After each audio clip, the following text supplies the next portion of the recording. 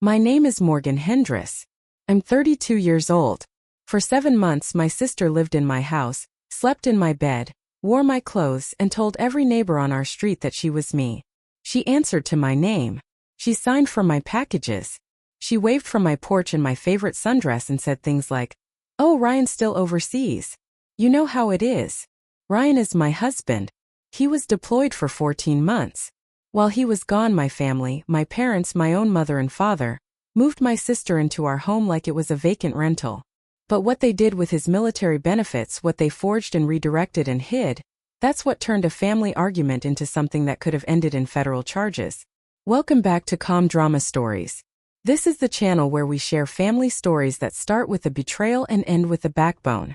If you've ever had someone in your family take something that was yours, not just a thing, but your name, your place, your home, stay with me, drop a comment and be sure to subscribe. Ryan and I bought our house 4 years ago with a VA loan. 3 bedrooms, 1 bathroom, a backyard just big enough for a grill and a lawn chair. It sat in a quiet neighborhood 12 minutes from Fort Liberty, the kind of street where people left their garage doors up during the day and waved whether they knew your name or not. I painted the kitchen walls sage green. Ryan said it looked like a hospital. I told him it looked like home. We weren't rich. We were stable, which in my family made us look rich. I worked as an ER nurse at the county hospital. 12-hour shifts, rotating nights, the kind of schedule that turns your internal clock into a suggestion. Ryan was a staff sergeant, steady and quiet. He called me his compass. I called him my constant. We'd been married 6 years and hadn't had kids yet. We wanted to wait until his next deployment cycle ended. We had a plan. The house was part of that plan. I was the kind of person who helped. That's how my family saw me, the reliable one. When my parents needed their roof patched 2 years earlier, I wrote the check. When my sister Denise needed a security deposit for her apartment, I co-signed the lease. I never said no. It wasn't weakness, it was habit. I grew up thinking that being useful meant being loved. For a long time my family let me believe that was true. Ryan used to say, "You carry everyone's bags, Morgan. One day you're going to trip." I told him I had good balance. He was right. I just didn't trip where I expected. Ryan got his deployment orders in February. 14 months overseas. We'd been through shorter rotations before, but 14 months was the longest stretch either of us had faced. He shipped out in March. I drove him to the unit formation, stood in the parking lot with the other spouses, and held it together until his bus pulled away. I cried in my car on the drive home alone. That's the part nobody tells you about being a military wife. The goodbye is public, the grief is private. I set the house up for his absence the way I set up a tray before a procedure, methodical. Everything in its place. Autopay. Mail forwarding for anything critical. A security camera at the front door, the cheap motion-activated kind. I gave my parents a spare key. "Just check in once a week," I told my mother. "Water the plants. Run the faucets so the pipes don't dry out." Janet, my mom, squeezed my hand and said, "Don't worry about a thing, sweetheart. Your father and I will take care of it." I believed her. Why wouldn't I? They were my parents. It was just a house, just a mailbox, just plants. I had a plan for those 14 months. Work hard, save money, stay busy so the silence didn't eat me alive. Ryan and I talked when we could. Patchy video calls at odd hours, short texts that said everything in a few words. "Miss you." "Same. Stay safe always." I didn't ask for much from anyone. I just needed someone to check the mailbox. That's the part that still gets me. Denise is 3 years older than me. Growing up, we were close in the way sisters are when one is the planner and the other is the dreamer. I organized. Denise improvised. By 25, I had a nursing degree and a marriage. Denise had Todd Prescott. Todd was a freelance plumber. Good with his hands, bad with his money, charming in the way that works at barbecues but wears thin by the 3rd year of marriage. What I didn't know, what nobody knew until much later, was that Todd had a gambling problem. Online sports betting. He'd sit on the couch with his phone after dinner, placing bets on games he didn't even watch. Over 18 months he lost $22,000. Denise told me they were tight on money. She said Todd was investing in something that didn't pan out. I offered to help. She said, "We're fine. Todd's picking up extra jobs." They weren't fine. Their apartment rent went unpaid 1 month, then 2, then 3. By the time the eviction notice came, they were already past the point of negotiation. Their landlord filed paperwork in April. I found this out later. Denise didn't call me when they got the notice. She called our mother. That was the first decision that set everything in motion. If she'd called me, I would have helped her find a place. I would have co-signed another lease, covered a deposit. Instead, she called the person who would offer her something I never would have agreed to. She called the person who had my spare key. That was March. By June, Denise and Todd didn't have an apartment anymore. In May, 2 months into Ryan's deployment, I took a locum nursing contract in South Carolina. A 6-week ICU rotation, better pay than my home hospital. I'd been doing double shifts since Ryan left, and the locum felt like a way to stay productive while banking extra savings for when he came home. Before I left, I walked through the house one more time, locked every window, set the thermostat to 72, put the camera app on my phone. I drove the spare key over to my parents' place and sat at their kitchen table while my mom poured me coffee. I didn't have time to drink. Just check on things, I said. The lawn service is on auto. The mail is forwarded to my P.O. box for anything important. All I need is someone to swing by. Make sure nothing's leaking. Grab any packages. My mom patted my arm. Go save some lives, Morgan. We've got this. My dad, Ray, sat in his recliner with the TV on. He nodded without looking up. That was Ray. Always in the room, never in the conversation. I hugged them both and drove to the airport. I left on a Tuesday morning. My sister moved in on a Thursday night. I didn't know that then. I didn't know it for months. The camera at the front door recorded motion clips, but Denise came in through the garage. Janet had the opener code. She'd watched me punch it in enough times, and the camera, the cheap one I bought at a hardware store, only pointed at the front porch. It captured everything that happened in plain sight. It missed everything that happened through the back. Janet called Ray on a Thursday evening in late June. Denise had been served her final eviction notice. Todd had already packed a bag and gone to stay with a buddy from his plumbing crew. Denise was sitting in her car outside her locked apartment with 2 suitcases and nowhere to go. Janet drove to the apartment complex, loaded the suitcases into her trunk, and drove straight to my house. She punched in the garage code. She walked Denise through my kitchen, past my sage green walls, down the hallway and into my bedroom. Just until you figure things out, Janet told her. Ray helped carry the bags. Nobody called me. At first, Denise slept on the couch. She used her own towels, her own shampoo.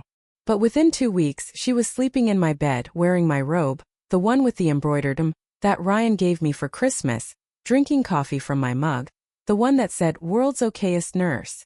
She started slow and finished fast. By July, she was answering the door in my sundress. 3 families on our block had moved in after Ryan deployed. They'd never met me. They only knew the woman who waved from the porch and introduced herself as the wife of a deployed soldier. "Hi, I'm Morgan," Denise told the Carters across the street. "My husband's overseas. You know how it is." She told the mail carrier her name was Morgan Hendress. She told the lawn service the same. She told anyone who asked that she was holding down the fort while her husband served. "I'm the real wife," she said to one neighbor at the mailbox. "Just holding down the fort while he's away." She said it like it was nothing, like my name was a costume she could put on and take off. I finished my locum contract in mid-July and came back to North Carolina. I didn't go home. The house was being watched by my parents, and I'd signed a short lease on a studio apartment 45 minutes away near the hospital where I'd picked up a permanent night rotation. It was easier, shorter commute, less gas, a place that was mine in a way that the empty house didn't feel during deployment. I planned to swing by the house on weekends, but our shifts stacked up, and weekends turned into rest days I couldn't afford to spend driving. So I called my mom instead. Every week, FaceTime. Every week the same thing. Janet answered from the porch or her car or the grocery store. Never from inside my house. "Mom, can you show me the kitchen? I want to see if the plants are still alive." "Oh honey, I'm running errands right now. I'll send you a picture later." The picture never came. I asked again the next week. She sent a photo, and for a second I felt relieved. Then I looked at the calendar on the wall behind the sink. March. The photo was from March. It was July. I called my dad. "Dad, is everything okay with the house?" His voice was flat and careful, like he was reading from a card someone else wrote. "Your mom's handling it, sweetheart." That was all he offered. One deflection dressed up as reassurance and then silence. I didn't know what was wrong, but I knew something was. The way Janet angled her phone away from the windows, the way Ray deflected, the way every question I asked got swallowed by a vague reassurance. I couldn't leave midshift to drive 45 minutes on a hunch. I tried to book a weekend. The ER called me in. I tried again. Double shift. I told myself I was overreacting. I want to pause here for a second. If you've ever trusted someone with your keys, your actual house keys, and later wished you hadn't, you know that sick feeling in your stomach right now. I had it for weeks before I had proof.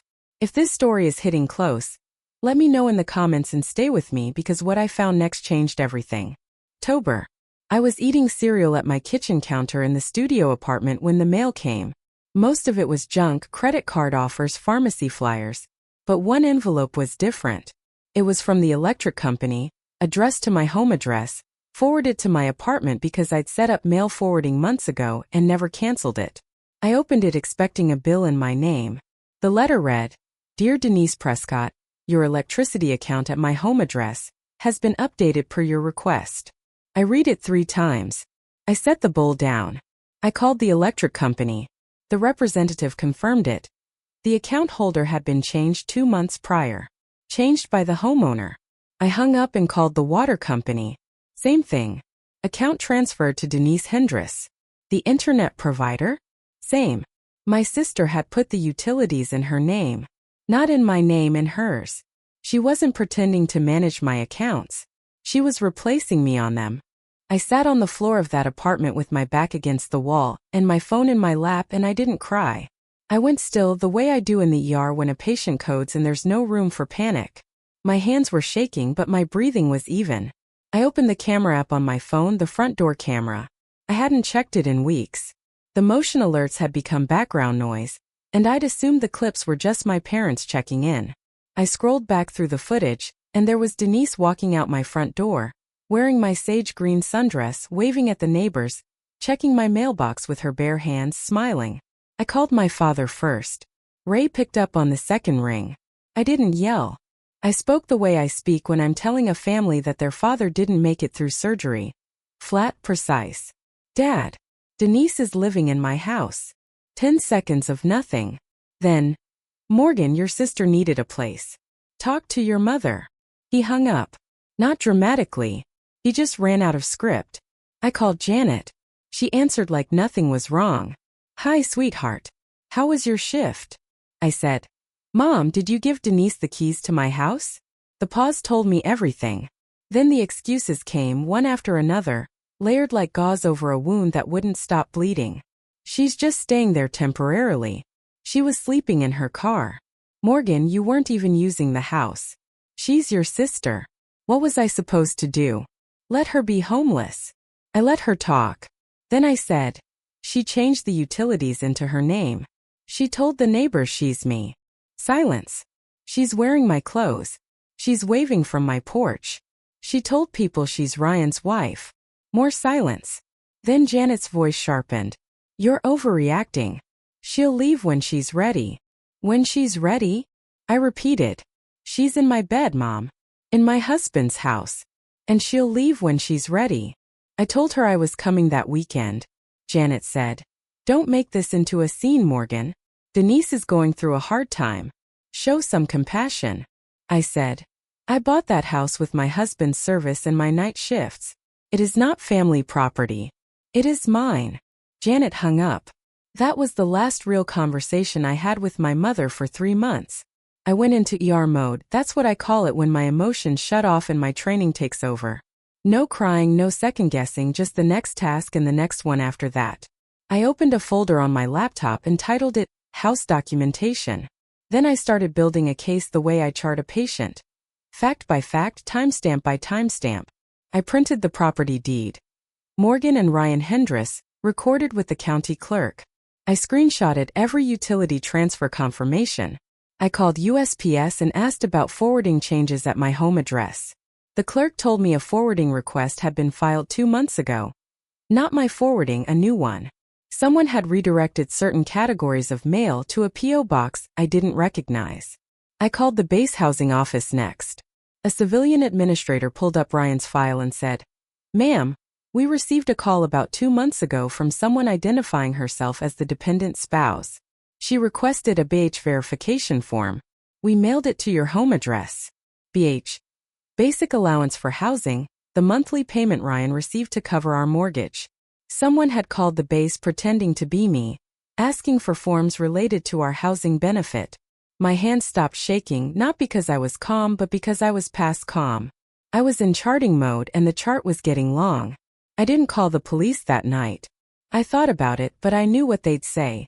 A family dispute, a spare key given willingly, a sister with verbal permission from our mother. I needed more than a complaint.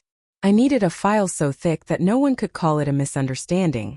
So I kept documenting page by page, call by call. I opened the camera app again that night and scrolled through 3 months of footage. Most of it was Denise coming and going morning and evening, like she'd lived there her whole life. She wore my clothes in almost every clip. The sage sundress, a denim jacket I'd bought at a thrift store in Fayetteville, a pair of white sneakers I'd left in the mudroom. She even carried my tote bag, the canvas one with the hospital logo, to the mailbox. Watching her was like watching someone rehearse for a role they'd already memorized. She had my posture down. The way she leaned on the porch rail, the way she lifted the mailbox lid with 2 fingers. But there were things she got wrong. She smiled too wide. I don't smile that wide. She waved with her whole arm. I wave with just my hand. And in one clip from August, Todd appeared. He pulled his truck into the driveway, walked through the garage, and didn't come out for 2 days. His toolbox was in my shed. His cooler was on my back patio. I called Colleen Marsh. Colleen had lived next door to us for 4 years. She was 58, retired, sharp as a tack. She picked up the phone and said, "Morgan? The real Morgan?" My stomach dropped. "You knew." "Honey, I knew something was off the day she showed up. She said she changed her hair, but she didn't wave the way you do. She never put the trash out on Wednesday night the way you always did. And she called me ma'am. You've never once called me ma'am. Why didn't you say something?" Colleen's voice went soft. "Because I didn't want to cause trouble. And I didn't have your number. I only had hers, and hers was your landline." That Saturday, I drove 45 minutes to my own house. I parked in front of my own mailbox, the one that still said Hendris in block letters. My block letters, the ones I'd stenciled on with Ryan the week we moved in. I walked up my own front steps and tried my key. It didn't work. The locks had been changed. I stood there for 6 seconds, key in my hand, staring at the deadbolt I'd picked out at the hardware store. Then I knocked. Denise opened the door. She was wearing my flannel, the red one Ryan wore when he grilled. She held a coffee mug. My mug. The world's okayest nurse mug. She looked at me with the kind of expression you give a neighbor who drops by unannounced. "Morgan, you can't just show up without calling. I live here now." I let those words sit in the air between us. "You live in my house. Mom said I could stay. And I've been taking care of everything, the yard, the mail, the bills. Where were you?" She said it like I'd abandoned the house, like she was the responsible one, like I should be grateful. I didn't raise my voice. The Carters across the street were in their driveway watching. 2 doors down, someone was walking a dog. I saw the neighborhood through new eyes. Every person on that block thought this woman was me. If I raised my voice, I'd look like the intruder. So I turned around. I got back in my car. I drove 45 minutes back to my apartment. Not because I was giving up, but because I needed a plan, not a scene. I looked at my own front door from the driver's seat and understood I was going to have to prove I lived there, in my own house with my name on the deed. Back at the apartment, I dug deeper. Called Ryan. The connection was bad. He was on base overseas, voice cutting in and out like a radio station fading between towns. I gave him the short version. "Denise in the house, Mom helped, Dad new locks changed, utilities switched." Ryan went quiet. Not the kind of quiet where someone's thinking, the kind where someone's holding something back so it doesn't break the phone. "Morgan, are you safe?" "I'm fine. I'm in my apartment. I'll handle this when I get." "Ryan, let me handle it. I just need you to know." He said, "Okay. I trust you." The next call I made was to DFAS, the Defense Finance and Accounting Service. I identified myself, gave Ryan's service number, and asked about recent correspondence. The representative pulled up the file and confirmed. A dependent verification form had been submitted with our home address, and a signature reading Morgan Hendris. The handwriting didn't match my signature on file. DFAS had flagged it and rejected it. But the attempt was there. Documented, time-stamped on federal paperwork. My sister had forged my name on a military document, not a utility bill, not a gym membership, a government form tied to my husband's service. I sat with that for a long time. Then I pulled up Janet's bank records, not hers directly, but the Zelle history on Denise's account, which Denise had left logged in on the desktop computer at my house. I'd synced that computer to my cloud months ago and forgotten about it. $800 a month, 4 months running, from Denise's account to Janet's. Each transfer labeled from Morgan. My mother had been collecting money my sister sent her. Money disguised as being from me. That night, I sat on the floor of my apartment with every document spread around me like a crime scene map. 14 pages. Property deed, utility transfer records, camera screenshots, DFAS rejection letter, Zelle receipts, forwarding change confirmation. I wrote the timeline by hand on a legal pad. Every date, every call, every lie I'd been told, and every truth I'd found underneath. Then I opened the closet. On the top shelf, behind a box of winter scrubs, was a tin Ryan had left before he deployed. He always left one. It was a ritual, something for me to find when I missed him most. I'd opened it the first week he was gone and hadn't touched it since. Inside, his real wedding ring. He wore a silicone band overseas and left the gold one home. A 4x6 photo from our wedding, me laughing, him looking at me like he'd already made up his mind about everything, and a folded piece of paper. His handwriting tight and even the way he filled out field reports. Just this. This house is ours. Come home to it. I read that note so many times the creases softened. Ours. Not my family's, not Denise's, not Janet's to redistribute because she decided someone else deserved it more. Ours. I folded the note and put it in my wallet behind my nursing license. I kept it there through every phone call, every legal consultation, every night I spent in a studio apartment 45 minutes from the house I owned. When I doubted whether I had the right to fight my own family for my own home, I touched the edge of that paper. Ryan left me a note in a tin box. That note was heavier than every excuse my mother ever gave me. I called the base legal assistant's office the next morning. The JA officer was a captain named Erica Tran. She listened without interrupting while I laid out the timeline, then said 3 things I wrote down verbatim. 1. Forging a signature on a federal military document could be classified as a federal offense. 2. Someone occupying a home without the owner's consent, even if they had been given access by a family member, could be classified as an unlawful occupant under North Carolina law, and at minimum, the homeowner had the right to begin formal removal proceedings. 3. Changing utility accounts using someone else's identity constituted misrepresentation. She told me to file a police report first. I did. The officer who took my statement was polite and unhelpful. "Ma'am, this sounds like a family matter. Your mother gave your sister a key. That complicates things." I told him I understood. I didn't argue. I filed the report and left with a case number and a copy of my own statement. Then I drafted a 30-day eviction notice. Captain Tran had walked me through the template. Written notice, certified mail, return receipt requested. North Carolina required 30 days for a guest or unlicensed occupant. I addressed it to Denise Prescott, unauthorized occupant, at my own home address. I mailed it from the post office, watched the clerk stamp it, and kept the receipt. The letter arrived on a Wednesday. By Thursday morning my phone rang. Not Denise. "Janet, you're evicting your own sister?" Her voice was the kind of loud that carries through walls. "What kind of person does that?" I said. "The kind who owns a house, Mom." She called me ungrateful. She called me cold. She called me everything except the person whose name was on the deed. I let her run out of words. Then I hung up and went to work. Janet moved fast. Within 48 hours my phone became a war zone. She'd called every relative with a pulse. Aunts, uncles, cousins I hadn't spoken to since Thanksgiving 2 years ago. Every one of them had the same script. "Aunt Carol. Morgan, family helps family. You can't put your own sister on the street. Uncle Don. Your mother is beside herself.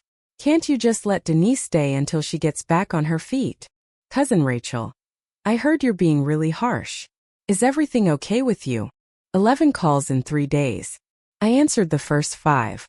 I listened to the same version of the story Janet had sold them, that I'd offered the house, that Denise had nowhere to go, that I was being cruel for no reason. Not one of them mentioned the locks. Not one mentioned the utilities. Not one mentioned the name on the mailbox. Because Janet hadn't told them any of that. So I told them. I sat down one evening after a shift and typed a single email. I attached the property deed, the utility transfer records, a screenshot from the front door camera showing Denise in my sundress waving at the neighbors, and a short paragraph explaining that my sister had introduced herself to the neighborhood as me, and had attempted to access my husband's military housing benefit. I sent it to every relative who had called. Most went silent. 2 responded with apologies. Aunt Helen called back the next day and said, Janet told us you offered the house. She didn't say any of this. I thanked her. Then I added Helen's message to the folder. Because by then the folder was the only thing I trusted. Not voices, not family. Paper. The 30-day notice expired on a Thursday. I checked my camera that evening. Denise's car was in the driveway. The lights were on. She hadn't left. I could have filed a formal eviction through the courts. Captain Tran explained the process. Petition, hearing, sheriff's enforcement. In North Carolina, that could take 2 to 3 more months. I was calculating whether to start that process when Ryan called. The connection was clearer than usual. Morgan, my unit's rotation got moved up. I'm coming home early. Early by 3 weeks. He'd be stateside in 5 days. I felt my chest loosen for the first time in months. Ryan, when you land, I need you to come straight home. Not to the apartment. Home. He understood immediately. You want me to walk in? I want them to see you walk in uniform, through the door of our house while she's still there. He was quiet for a beat. Then, I won't call ahead. I won't knock. No, I said. Don't knock. That weekend I prepared. I printed 3 copies of the full documentation file. 1 for me, 1 for Ryan, 1 for Captain Tran. I charged my phone. I texted Colleen. Ryan's coming home Saturday. I need you on your porch. Colleen wrote back in 2 minutes. Honey, I've been waiting for someone to fix this. I'll be there with iced tea and a clear view. I loaded the folder into my car. I checked every page. I pressed Ryan's note flat inside my wallet. There's a kind of calm that settles over you when you've done everything you can, and now you just have to wait. It's the calm between the code alarm and the crash cart. I knew that calm. I trusted it. 5 days. I know what you might be thinking right now. Why didn't she just call the police and have Denise removed? I thought about it every single day. But here's the truth about family betrayal. The hardest part isn't the legal process. It's standing in front of someone who shares your blood and saying, you are not welcome in my life anymore. That moment was coming and I wasn't going to waste it. Ryan's flight landed on a gray Saturday morning. I was at the terminal gate before the sun came up. Staff Sergeant Davis, one of Ryan's guys, had texted me the arrival time. Ryan hadn't told his unit to organize a homecoming ceremony. No banners, no families lined up on the tarmac. Just me standing in a parking lot with a folder on my passenger seat and a knot in my stomach. He walked out of the terminal in his uniform. Thinner, darker, a crease between his eyebrows that hadn't been there 14 months ago. He saw me, and his face did something I'd never seen it do. It broke open for exactly 1 second, then sealed shut again. He wrapped his arms around me and held on like I was a guardrail on a mountain road. We stood there for a while, no words, just breathing into each other's shoulders, while other soldiers streamed past with their own families, their own reunions. In the car, I handed him the folder. He opened it in his lap and started reading. I drove. He didn't speak for 20 minutes. I watched his hands. They tightened on the edge of every page. His jaw worked like he was grinding something down to dust. He finished the last page, closed the folder, and looked straight ahead. Your mother knew. My mother arranged it. And your father? He said, your mom's handling it. Ryan pressed his lips together. He stared out the window at nothing. 5 minutes later he said, "Drive home." Not the apartment. Home. Our house. The one with the sage green kitchen and the mailbox that said Hendris and a woman sleeping in our bed who wasn't me. I parked 2 blocks from the house. We sat in the car with the engine off, looking down the street at our own front door. The porch light was on. Todd's truck sat in the driveway, mud-splattered toolbox strapped to the bed. He was there too. Saturday afternoon, making himself at home. Colleen was on her porch with a glass of iced tea and a magazine she wasn't reading. She saw my car and gave a small nod. Didn't wave. She knew. Ryan reached into his duffel in the back seat and pulled out his dress uniform jacket. He buttoned it over his undershirt, adjusted his beret, laced his boots tight. I asked him why. He said, "I want them to see exactly who lives here." I picked up my folder, phone in my pocket, camera already recording. The spare key I'd kept, the one to the old locks, the ones Janet changed, sat in my cup holder. Useless now. I brought it anyway. We walked side by side down the sidewalk, past the Carter's yard, past the house with the wind chimes, past Colleen's porch. Mr. Carter was outside trimming his hedge. He looked up and froze. He'd never seen a soldier walk toward the house before. Denise had told him Ryan wouldn't be back for months. "Afternoon," Ryan said to Carter as we passed. Carter didn't answer. He just stood there with his clippers halfway through a branch, watching a staff sergeant in full uniform walk up the front steps of a house where his wife, the woman Carter thought was Ryan's wife, was inside. Ryan put his hand on the door handle. He looked at me. I looked back. He turned the handle. The door was unlocked. He didn't knock. The living room looked like mine and didn't look like mine at the same time. The couch was in a different spot. The throw pillows were rearranged. The bookshelf had been emptied and refilled with things I didn't recognize. Romance novels, candles, a framed photo of Denise and Todd at some beach I'd never been to. But on the wall above the mantel, our wedding photo still hung. Denise had kept it. She needed it. Without it, the story didn't hold. Todd was on the couch. My couch. Bare feet on my coffee table, beer in one hand, remote in the other. He looked up when the door opened. He saw Ryan in uniform, and his face went through 3 stages in 2 seconds. Confusion, recognition, and the sick dawning of someone who just realized the exit is behind the person walking toward him. "Who the hell are you?" Todd said, already knowing. Ryan didn't blink. "I'm Staff Sergeant Ryan Hendris. This is my house." "Who the hell are you?" Todd's beer slipped. He caught it, but not before spilling half of it on the cushion. "Look, man, I can explain." The bathroom door opened down the hall. Water sounds, steam curling into the hallway. Denise walked out in a towel first, then stopped, went back in, and came out wearing the bathrobe. My bathrobe, the white one with the embroidered M. Her hair was wet. Her face was flushed from the shower. She looked down the hallway and saw Ryan. She saw the uniform. She saw me standing just behind him in the doorway. Her face went from pink to white in a single breath. Ryan looked at the bathrobe, the letter M stitched in navy thread above the pocket. He looked at Denise, then at me, then back at Denise. "Take that off," he said. "It's not yours." Denise went into the bedroom and came back in her own clothes. First time in months from what I could tell. She sat on the edge of the couch, my couch, with her hands clasped between her knees.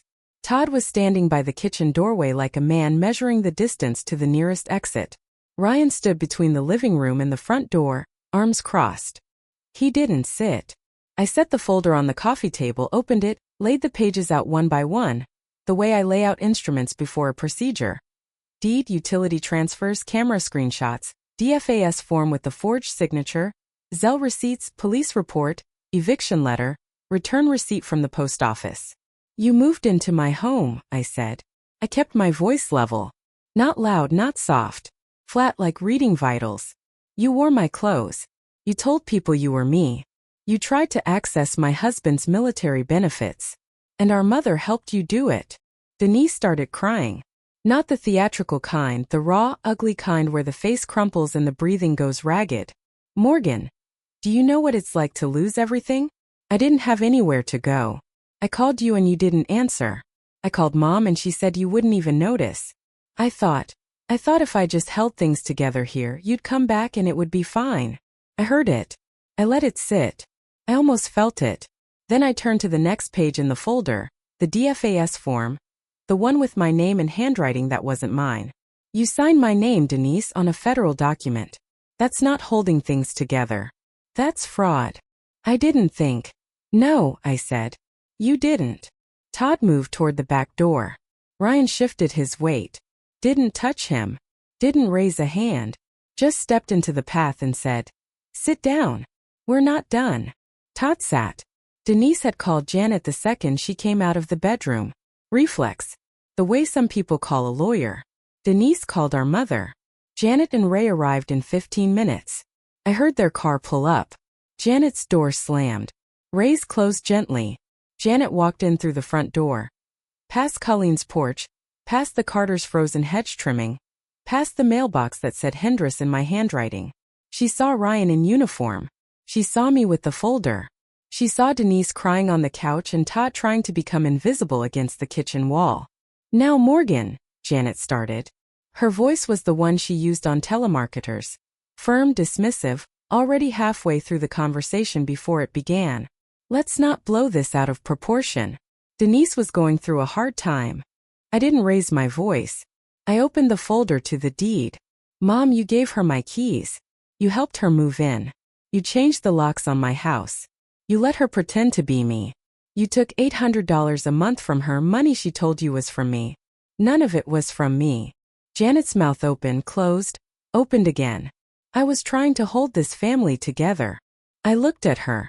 I thought about every phone call where she angled the camera away from the windows, every photo from March she sent in July, every time she said, "Don't worry." I said, "You were holding it together by taking mine apart." Ray stood by the front door. He hadn't spoken. He hadn't moved past the entryway. His hands were in his jacket pockets, shoulders hunched like a man trying to take up less space in a room he knew he didn't deserve to be in. I turned to him. "Dad." He flinched, not visibly, just a tightening around the eyes, a swallow that took too long. "I called you. I asked if the house was okay. And you said." I waited. I wanted him to say it himself. He didn't. So I said it for him. "You said, 'Your mom's handling it.' That's what you said. You knew. You knew Denise was here. You knew she was pretending to be me. You knew Mom changed the locks. You knew about the money. And you let it happen." Ray's face broke. Not anger. Something worse. Shame that had been building behind a dam of silence for months and had nowhere left to go. "Morgan, I'm sorry. I should have told you. I was a coward." His voice cracked on the last word. His eyes were wet.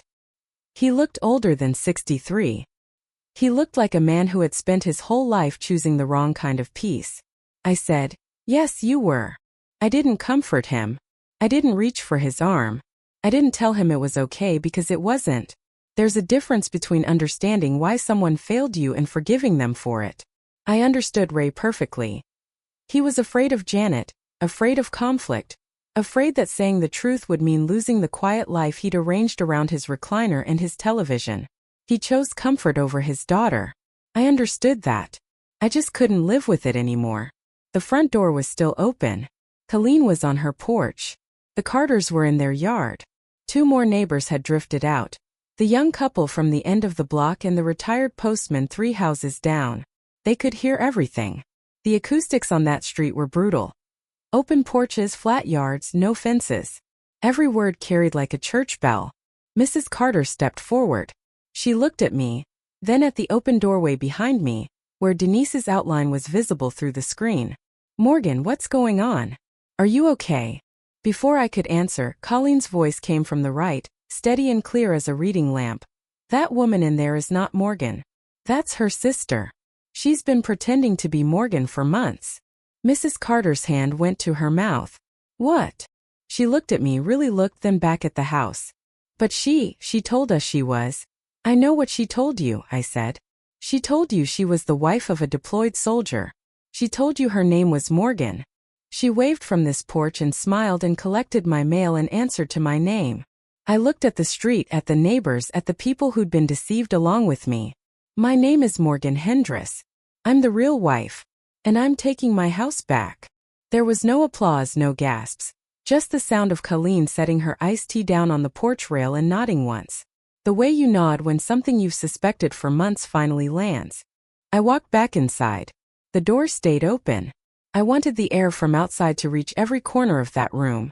I picked up the property deed and held it where the light from the window caught it. This is the deed to this house. My name. My husband's name. Recorded with the county. No one else. I set it down and picked up the utility records. These are the accounts she changed into her name. Electric, water, internet. All transferred without my knowledge or consent. The camera screenshots. This is her in my clothes on my porch, waving at the neighbors who thought she was me. The DFAS form. This is my name forged on a federal military document, submitted to the Defense Finance and Accounting Service in an attempt to access my husband's housing benefit. Janet stepped forward. Morgan, stop. You're embarrassing this family. I looked at her.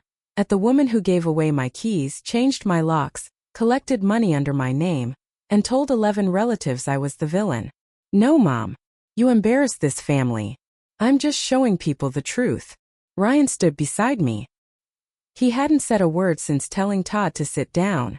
He didn't need to. His uniform said it. His posture said it. His hand on my shoulder said it. Denise made one last attempt. Her voice was shaking. I was going to leave. I was going to tell you. I closed the folder. You had 7 months. You had my keys, my clothes, and my name. The only thing you were going to tell me was nothing. The room was quiet. Denise sobbed. Janet's mouth was a thin line. Todd stared at the floor. Ray cried silently by the door. Ryan and I stood in the middle of our living room still. Todd made his move. He pushed off the kitchen wall and headed toward the back door. Ryan was faster, not aggressive, just present. He stepped into the doorway and filled it. You've been sleeping in my house, Ryan said. His voice was low, the kind of low that doesn't invite a response. Using my garage, storing your tools in my shed. Your truck's been in my driveway 14 times in 3 months. I've got the footage. So before you walk out that door, tell me you didn't know what your wife was doing. Todd's eyes flicked to Denise, then back to Ryan. I didn't plan any of this. I opened my phone, scrolled to the camera log. Here's your truck. August 12th, August 19th, September 3rd. All weekend stays. Here's your toolbox in the garage. Here's your cooler on the patio. I looked at Denise. He told you he was staying at Kevin's? Denise's head snapped toward Todd. You said you were at Kevin's. Todd swallowed. I was sometimes. And the gambling? I said. Does Denise know about the $22,000? Everything stopped. Todd's face went from corner to something beyond that, exposed the way a wound looks when you pull back the last layer of gauze. Denise whispered. What? $22,000. I didn't have Todd's bank statements, but I had the account history from the desktop computer, the one Denise had used in my house, still synced to my cloud. Withdrawals to 3 online betting platforms, monthly, escalating. That's private, Todd said. I shook my head. Nothing in my house is private anymore. You made sure of that. Denise looked at Todd. She looked at him the way you look at someone when you realize the person you trusted was the reason you lost everything. I turned to Janet. One more thing, Mom. I pulled up the Zelle records on my phone and turned the screen so everyone could see. $800 a month from Denise's account to yours. For months running. Every transfer labeled from Morgan. Janet didn't move. Her face was still set in that thin, righteous line. The face of a woman who believed being right was a matter of volume and repetition. But her hands gave her away. They were shaking. That money wasn't from me, I said. You knew it wasn't from me, because I haven't sent you $1 since I paid for the roof 2 years ago. You didn't ask where it came from because you didn't want the answer. We needed it for your father's insulin. Then you should have asked me. You didn't ask because you knew I'd find out Denise was in my house. The money was the price of your silence. Ray, who had been crying softly by the door, looked at Janet. You told me Morgan was sending that money. You told me she knew about Denise. Janet's composure slipped. I had to, Ray. We needed. You lied to me. Ray's voice rose for the first time since he'd walked in. Not a shout, a crack, the sound of something structural giving way. You told me our daughter was okay with all of this. You told me she offered the house. You told me the money was a gift. Came apart fast after that. Janet's credit card debt. $9,000 she'd hidden from Ray. The insulin costs were real. The rest wasn't medical. It was years of small purchases, impulse buys, minimum payments rolling into interest until the hole was too deep to mention. Ray stared at her. 40 years of marriage, and he was seeing the balance sheet for the first time. I closed the folder, set it on the coffee table, looked at each of them, Denise, Todd, Janet, Ray, the way I look at a chart when every vital sign is trending the wrong direction and the only treatment left is the one nobody wants to hear. Here's what's going to happen, I said. My voice was the same one I use when I tell a family that treatment options have narrowed. Denise, Captain Tran prepared a voluntary vacate agreement. You sign it, you're out by tomorrow morning with your belongings, and I don't file the federal paperwork for the forged documents. That's the offer. And it's a better one than you'd get from a judge. I set the single-page form on the table. Denise stared at it. She didn't reach for it, but she didn't look away. Todd, your tools and your truck need to be off this property by 8 a.m. If they're still here at noon, they go to Goodwill. Mom, Dad, I'm not pressing federal charges. Not because what you did was okay, but because I don't want to spend the next 2 years in a courtroom when I could spend them rebuilding what you broke. I stepped closer to Janet. But here's the boundary. You don't come to this house without an invitation. You don't have a key. You don't make decisions about my home, my mail, my name, or my life. If you can respect that, maybe we talk again someday. If you can't, then this is goodbye. Janet started. Morgan, you can't cut off your own. You cut me off from my own home. I'm just returning the favor. Nobody answered. I walked to the front door, turned back once, looked at Denise. She was standing now, arms wrapped around herself, chin trembling. I said, you told the neighbors you were the real wife. The real wife is the one who comes back and stays. Ryan placed his hand on the door frame, fingers spread, palm flat against the wood. He looked at the room. He nodded once. Then he closed the door behind us from the outside. Sunday morning was quiet. Denise packed in silence. 2 suitcases, the same 2 she'd arrived with in June. She stripped the bed and left my sheets folded on the mattress. She put my bathrobe on the hook behind the bathroom door. She left the world's okayest nurse mug on the counter, washed and dried. Todd came at 7 o'clock. He loaded his toolbox and cooler into his truck without speaking. He didn't look at me. He didn't look at Ryan. He backed out of the driveway and drove away with his windows up, and I never saw him parked there again. Denise stopped at the front door on her way out. She looked at me. Her eyes were puffy and raw, the skin around them pink from a night spent crying. I'm sorry, she said. I know that doesn't fix anything. It doesn't, I said. But I heard you. She nodded, walked down the steps, got in her car, drove away. Janet and Ray were parked at the curb. They'd come to pick up something Janet had left in the kitchen. A casserole dish, of all things. Janet didn't come inside. She sat in the passenger seat with sunglasses on. Ray walked to the door. He held the dish. He looked at me and opened his mouth, then closed it. I took the dish. Take care of yourself, Dad. He nodded and walked away. I watched them drive off. Ryan came up behind me in the doorway. He put his arms around me and rested his chin on the top of my head. We stood there looking at the empty street, the quiet porches, the mailbox with our name on it. I need new dishes, I said. She used all of mine. Then we'll buy new ones. And a new bathrobe with a bigger M. 2 marriages ended that year.